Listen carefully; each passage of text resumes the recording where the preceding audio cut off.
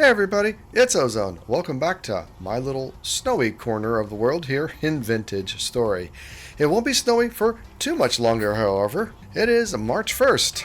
I have been pretty busy in between episodes just trying to advance the clock, trying to get out of winter. And we're getting there. We're getting there. Not quite there yet, though.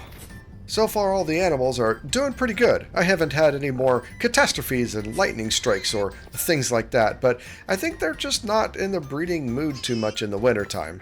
I don't see any new baby rabbits in there, even though they have food. And the chickens, I don't see any new baby chickens either, although there are a few more eggs, so we're getting there. But we do have another pregnant goat. Yep, on to generation 3 with the goats. And of course, the other one met an untimely demise, as they go. But maybe most importantly, yep, we got a new resident to the farm. Hello, Miss Bighorn Yoon, who is also pregnant. Now, yeah, a couple episodes ago, I found her on the other side of the mountains over there. And, of course, had quite a lot of trouble getting her trapped and staying in place. But in between episodes, I decided to go ahead and make the effort to bring her into the camp. And I had a really good reason for it. I felt like sheep produced more offspring than the goats do. I thought I would get more than one, because the goats, well, they only like to give me one offspring for each time it gets pregnant. And I thought the sheep were a little bit more virulent, I guess, but that is not true. They only do one offspring as well. So it seems like there really isn't any difference between the sheeps and the goats. The goats will give you goat horns, which are somewhat fun, but not really that important, honestly. But yeah, I did make the tunnel wider so that I could get the sheep through here, and I ran into an interesting problem. I knew this, but I didn't really know it and internalize it, I suppose. But bringing the sheep through that tunnel, there was a message on it that said it might despawn because it doesn't have any direct sunlight. And that scared me a little bit. The sheep did not want to cooperate and move, of course, but eventually I got it through to the other side, and we didn't have it despawn in the middle. So that is indeed a nice thing. But given that the temperature is getting on up there, about 0, it's time that I get those fruit trees planted, because the fruit trees need to spend a little bit of time while it's cold, but not too cold so that it dies, before they will bear fruit. Now, honestly, at this point, what I really want more than anything is just for it to survive. But I think it's time to get the fruit trees in the ground. Like I said, it's March 1st. It's spring. I don't think it's going to get cold enough to kill my cuttings. And like I said in another episode, I don't have a whole lot of flat space.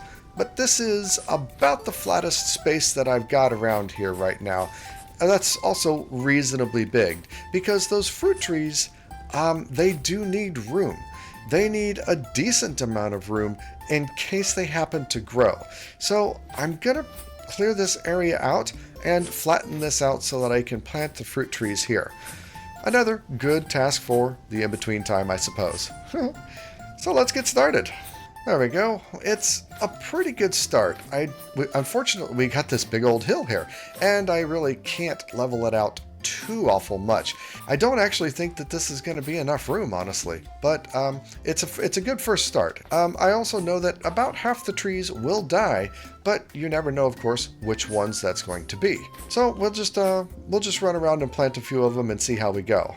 I also have an area up here that is sort of flat, but as you can see, I've got a lot of saplings for my pine trees, which is how I'm generating almost all of my charcoal currently, is because of these trees. So I kind of don't want to level this out too much, or at least I don't want to kill all these saplings that I've got, because I kind of need all that wood right now to run all the charcoal that I've got. So a few episodes ago, we got these pear tree, yellow apple tree, and pink apple tree cuttings.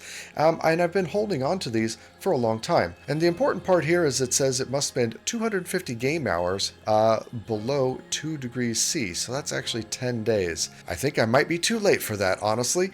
But if it gets down to minus 28, it'll die. But the bottom line is I think it's time to get them planted, even if they don't vernalize and start producing fruit. But like I was saying, they need a fair bit of room. Wherever you plant the fruit tree, it extends out its leaves up to 3 blocks in each direction from the fruit tree. So if I want to make sure that it has enough room, I need to go in 3 blocks diagonal, and then we can plant a tree right there. But I need to leave 6 blocks between the next tree. And, yeah, that's going to take up a lot of room. Let's see how many I can actually get planted. And so if we go 6 blocks this way, I can put another one right here. That should be fine. Okay. You know what? This might be enough room after all. And then over here, we'll put the pink apple. My one and only pink apple. And so even though I don't have the full 3 blocks to the dirt wall here, if these survive, I'll be more than happy to dig out a little bit more dirt. All right. Well, task complete. Now, all we gotta do is hope that they survive. Now, we can tell that they're gonna survive by looking at the tops. Right now, we've got some nice color to these guys. But if they ever turn all gray, a nice ashen gray, like our cobblestone over here, well, then we know that it's died and we can cut it down. But, nice. 8 fruit trees in the ground, hoping for some good results. I hope I didn't miss the temperature window, and we'll actually get some fruit this year. But they gotta survive first, and that's only about a 40% chance. So, with 8 of them, I should get 3. 3 that survive. Well, let's check back later when we got good weather and find out if that happened or not. Now, as for the bees, I've left them alone all winter, and you can see all of the skeps are ready to be harvested. But I also put down several of these skeps around the edges as a litmus test. So I'll know when the bees have swarmed to these skeps, which it looks like it has. That means that spring is here and the bees are active once again. Or at least the weather's been warm enough for them to be active. Maybe they go inactive once again? I don't know. They don't really have any kind of thing that tells you whether they're currently active. But last time I checked, these were not populated, so at least the bees have been busy a little bit. One of the things that I did in the last episode was move my charcoal pit down here, and yay, it actually worked. Because I couldn't see the top, I wasn't at all convinced that it would. But I don't know whether the drifters can spawn in here. There's no light, and some of these might be full blocks, so for the time being, I keep it locked up, and I'll get more charcoal whenever I need. And of course, I've been working on steel, keeping that going, but we're not yet done with another batch. 72%. I'm getting there. But maybe the thing that I've been working on the most here is up here in the forge with the Helvhammer, and that is making all of these steel chain pieces. Look at that. I've got way more than enough for a brand new suit of steel chainmail. Now, my iron chainmail is still doing pretty good. Even the chest piece is only half used up. But who wouldn't like a brand new suit of armor? You know what I mean? And steel is better than chain. So, why not? I'm not going through my tools faster than I can make the steel, for one. And for two, I need something to do to pass the winter. So that's what I've been doing. So, yeah, it's time for a brand new suit of armor. Of course, first we have to start with all the usual things. Need a tunic and leggings. Got to start out with all that first.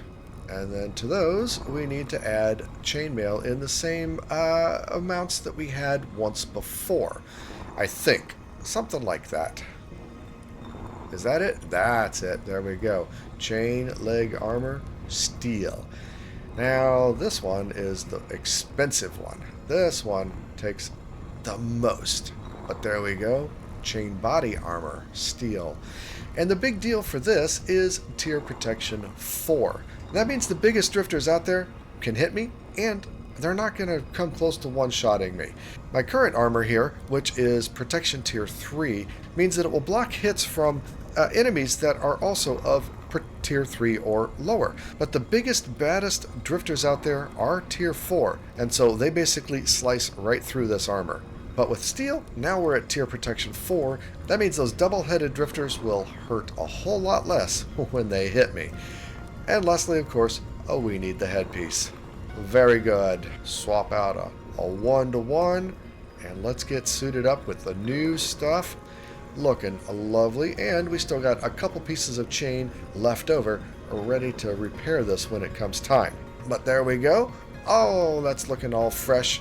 It doesn't actually have that big of a difference in terms of appearance, but I'm sure it has a big difference when it comes to blocking those hits. And also, since I found the silver 2 episodes ago, I went ahead and made a lantern with a silver lining. So we can see the light radius here on the floor and see where it ends, and then switch to the silver one and it gets brighter. Back to the regular. There's the silver. Regular, silver. It's a really minor difference, but it is a difference. And if we look at the tooltip, it says that the silver lined one gives us a light level of 20, while the regular lantern gives us a light level of 18. So, like I said, it's just a little difference, but every little bit can help when you're in the cave sometimes, I think. Another project from last time that I want to get back to is the distillation chamber here. I ended up distilling the rest of the cranberry wine, and now I've got 5 liters of cranberry brandy. But I also remembered you could make alcohol out of other things. So I looked up, and I'm currently making some rye, I guess beer, ale? Something like that. So I've got 2 barrels going with some rye alcohol that I'm also going to distill down into aqua vitae. But I think for right now, let's put this 5 liters in here and run it through once again. Unfortunately, this will only make half a liter, I think. I'm expecting anyway. And honestly, it shouldn't take that much wood, but let's run it through and see what we get. Wow, this is actually going really fast, and it's not distilling down quite as much as the wine did. I think we've gone through about 2 liters of brandy, and we have just over a liter of aqua vitae. Wow, that is so much more than I expected to get. And it's going so fast. It'll be done really, really soon. But I absolutely feel like I should be making a whole bunch more ales and stuff in order to distill down. I think those 2 barrels, it's probably not going to cut it. Unfortunately, I just didn't think of anything else besides fruit-based wines. I don't know why. I could have done this so much earlier. But yeah, I just didn't think of it. Oh well. And just like that, it's done. Outputting 2.5 liters of aqua vitae. Wow. That's, like I said, that's a lot more than I anticipated. And this fire's going to burn for another 7 hours. So I absolutely didn't need to put 4 logs on there. Oh well. Now the question is, why do I want the aqua vitae? I'm not going to drink it for sure. No, I want it because you can make some excellent bandages with it. But I don't see a recipe for it. Looking at the survival handbook on it, there isn't anything that it says it's used on. But somehow you can use it with some linen bandages, and that's how you get your excellent healing. So I wonder if we look at linen bandages here. This must be it. Alcohol-soaked bandage. After 1 hour of open storage, it dries into a clean bandage. Fine. And yeah, we need a bowl with some aqua vitae. There we go.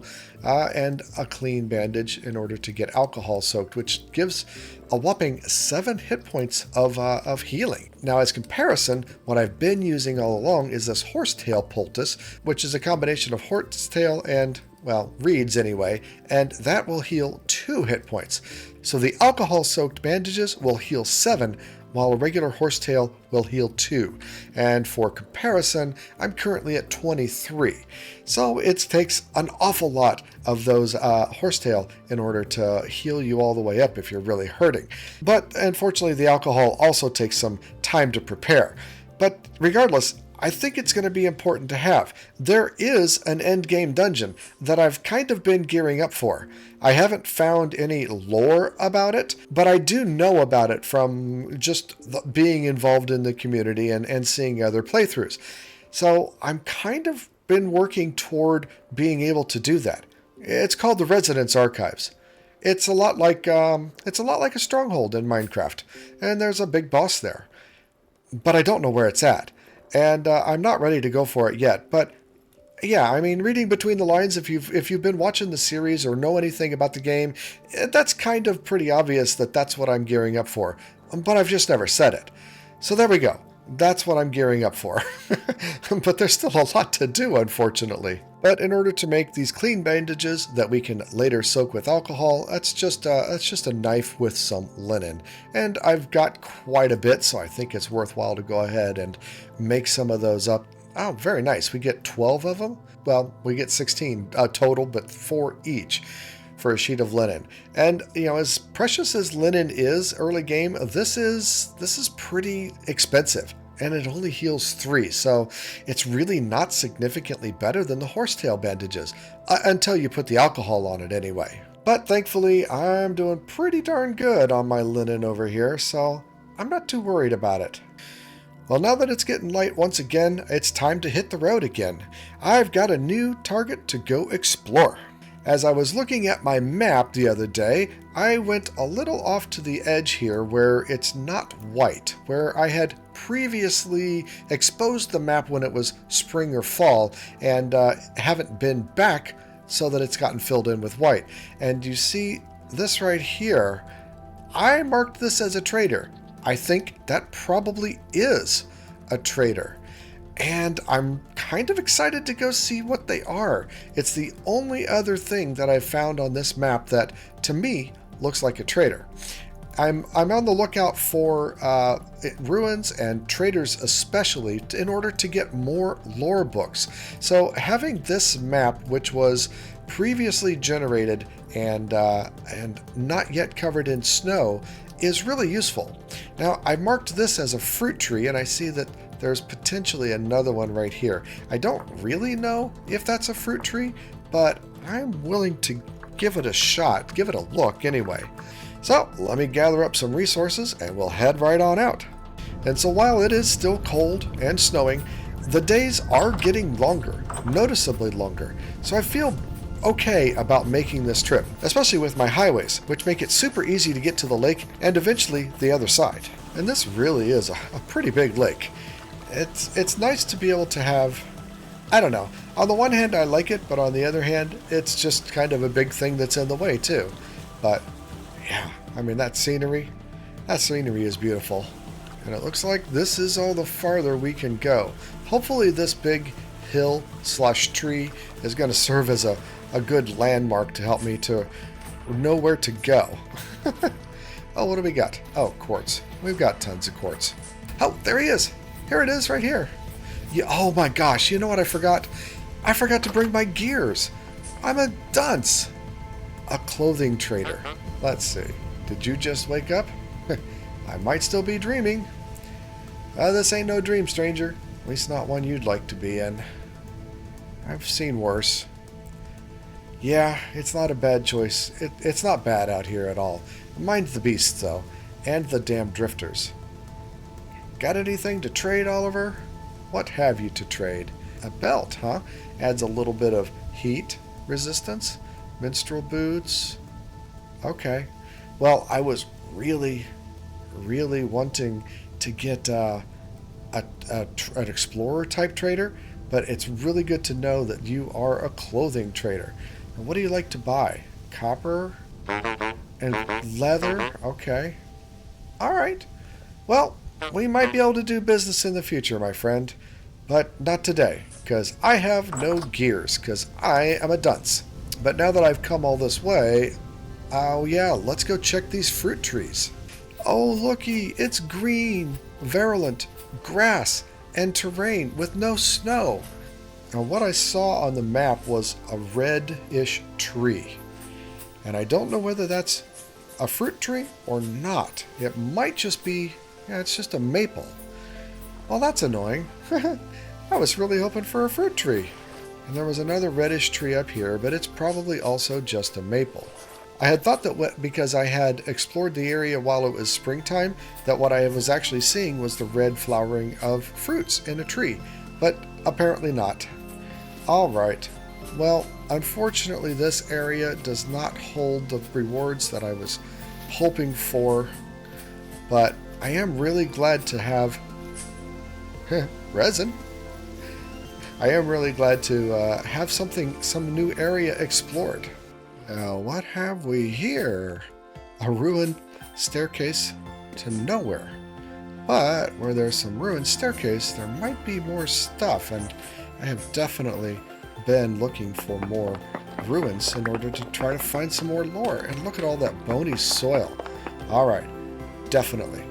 Hit something good here, I think. Ah, pot! With a copper axe. Okay, you know, it's good. It's good. I feel like there's more, though. Is there more?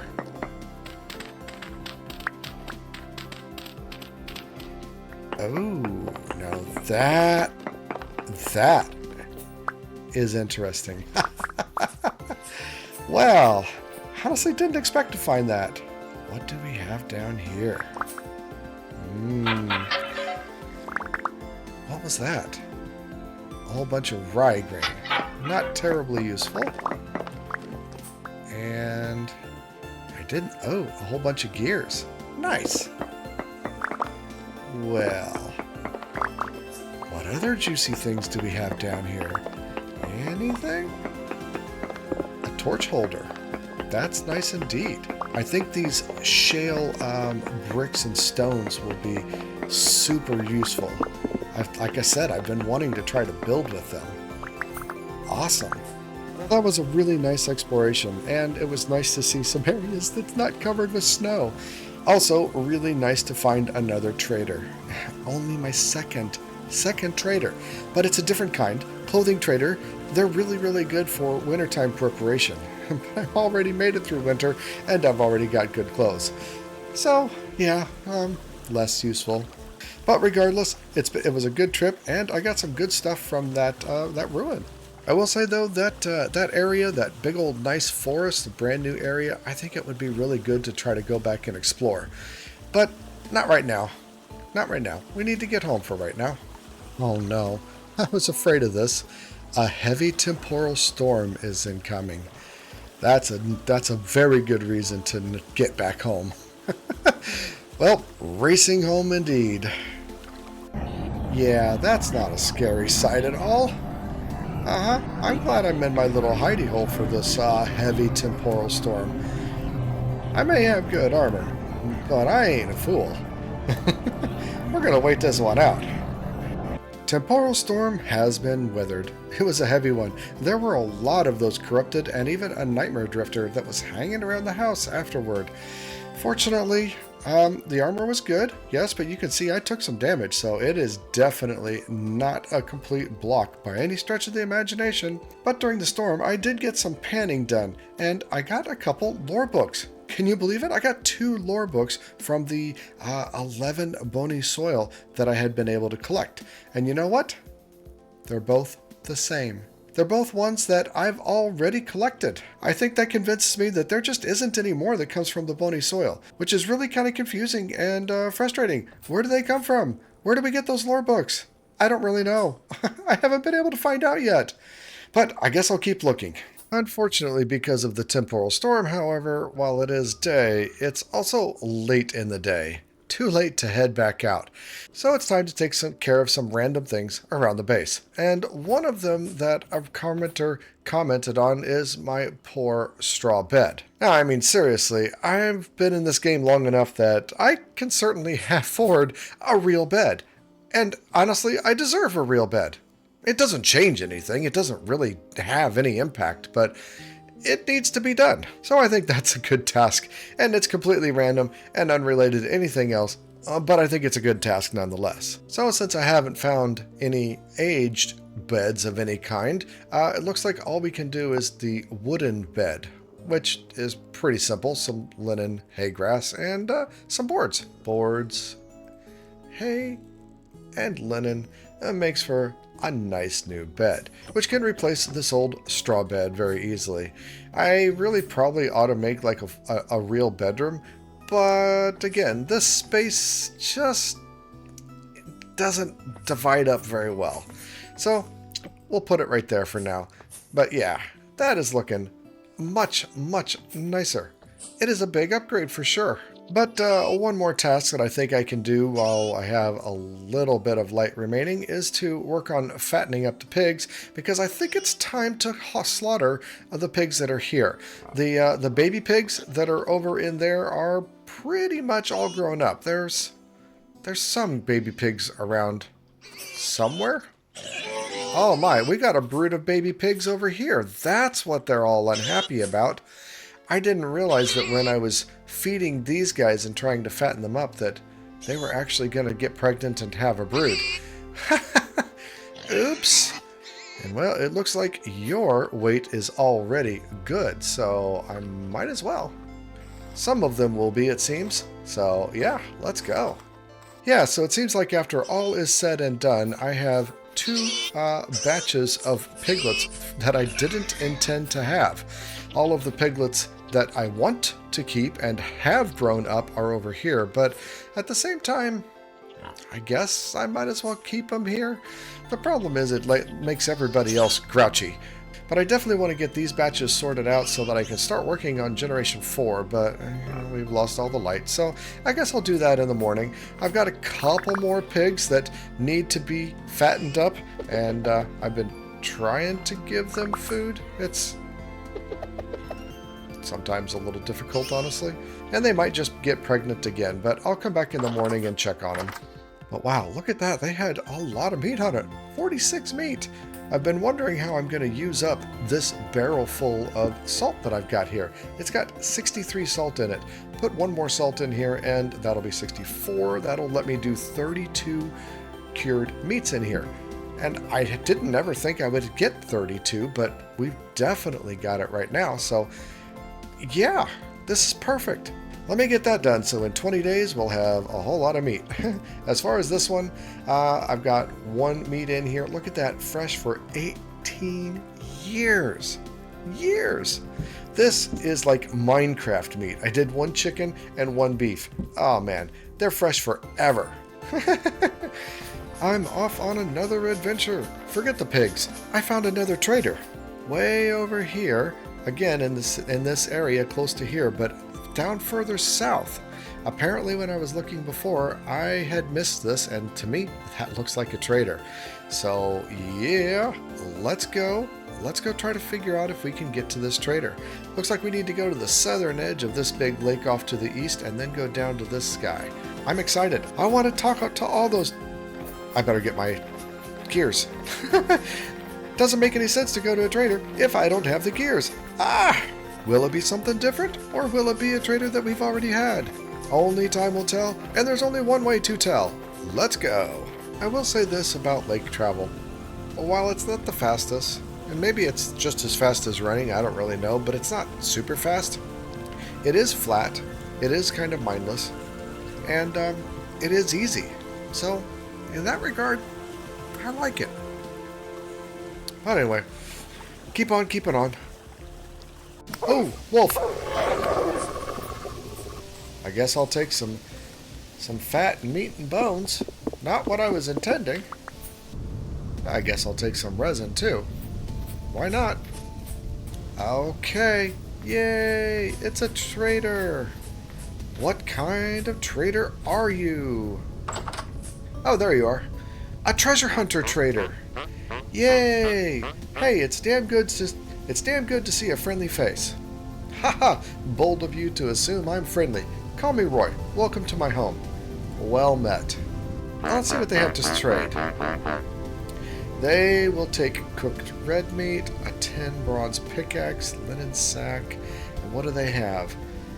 Emeralds, cracked vessels, contains a tool. Interesting. Or a cracked vessel that contains ores or forage. So that's going to be seeds. A lackey hat. Do I have a hat? I don't really know. A messenger hat. Lackey shoes. What do I have? Well, I don't have a hat. And the lackey hat adds some warmth. So sure, why not?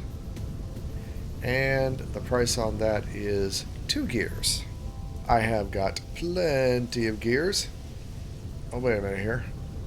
Your selection costs 2 gears. I guess that's all I do. Well, I don't see that I need anything else that he has to sell. But he had another prompt here. This one was different. Know of any interesting places around here? Got something big for you. Too dangerous for me, but you might be able to handle it. I can't give away a haul like this for free, though. Bring me a 10 bronze pickaxe, and I'll tell you where to find it. Trust me, it's worth your while. Ooh, that sounds interesting indeed. I don't have a 10 bronze pickaxe with me. I would gladly trade this steel one. It's got to be better. But he doesn't want it. But something extra special? Yeah. Okay. We are definitely going to have to make another trip back here for that. Ha! Look at my cats, they're poking out through my armor. Okay, this was a good guy to find and talk to, because that special thing that he's talking about, that's the Resonance Archive. I happen to know that. And this is how we find it. You've got to buy it from one of these traders, which is, again, why I've been so focused on finding traders. But it looks like I've got to go back and make a 10 bronze pickaxe and make this trip back here once again, which is easy enough to do. Well, let's get on out of here and get back home, and let's do a little bit of prospecting along the way. Hey, it's another fruit tree, a pear tree. All right, I will gladly take more fruit trees. 3 cuttings. Beautiful. Hey, yet another fruit tree. What do we got? A pink apple. Nice. Nice. Exploring is fun. Another 3 cuttings. Perfect. Well, that was a pretty darn successful trip indeed. Fruit trees and a treasure hunter trader. Very, very nice. And look at that beautiful sunset ahead of us. This is definitely an area I'm going to be coming back to in future episodes. But I think that's enough for right now. I think we've done just about all we can do for this episode. Unless we've got ourselves...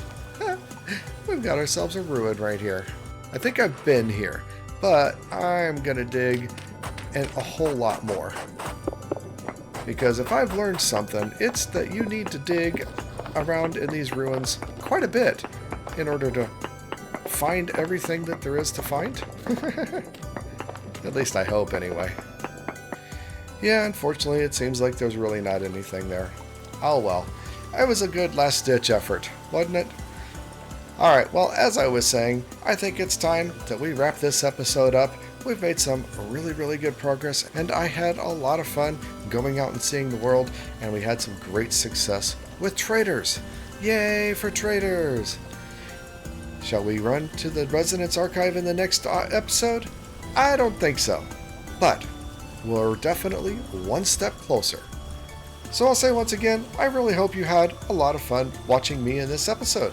I have a lot of fun making them, and if you enjoy this, please give the video a like. Honestly, more than anything, that helps the channel grow and helps get in front of that YouTube algorithm. So thank you, thank you, thank you to everybody who does that. Leaving a comment is great, and I always appreciate comments, and, well, a subscribe. A subscribe is the ultimate. You guys are the best. But as we row off into the night, I think I'll say goodbye. Remember, be excellent to each other. I'm out.